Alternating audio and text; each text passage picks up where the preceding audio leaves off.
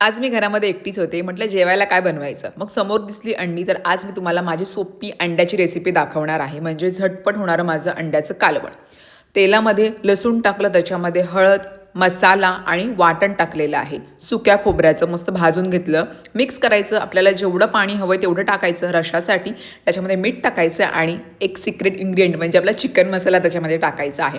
मस्त पाण्याला बॉईल झाल्यानंतर आपलं अंडं टाकायचं आहे. मी एकटीच होते म्हणून मी एकच अंडं टाकलं आणि घरामध्ये आंबेसुद्धा आणले होते. मग काय मस्त 4-5 फोडी केल्या आणि कालवणामध्ये टाकल्या. तुम्ही बटाटासुद्धा टाकू शकता. आणि साईडला पटकन मी टोपामध्ये भातसुद्धा शिजत ठेवला आणि 15 मिनिटामध्ये आपल्या अंड्याचं कालवण रेडी आहे. कसलं भारी दिसतंय ना, एकदम टेम्प्टिंग. आणि तुम्ही बऱ्याच जणांनी मला कमेंट केली होती की तुम्ही जे तांदळाचे पापड केले होते ना, ते जरा तळून सुद्धा दाखवा. 3 दिवस उन्हामध्ये मस्त पापड कडक सुकून दिले आणि आता मी तुम्हाला ते पापड तळून दाखवते.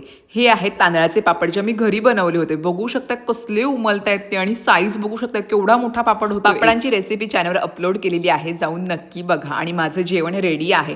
झटपट माझं अंड्याचं कालवण कसलं भारी झालं होतं आणि याच्यामध्ये आंबा हा आणि आपले पापड, एक नंबर जेवण झालं. तर चला मंडळी, मी जेवते आणि तुम्हाला भेटेन नेक्स्ट व्लॉगमध्ये. व्हिडिओला लाईक आणि चॅनलला सबस्क्राईब नक्की करा. चलो बाय बाय.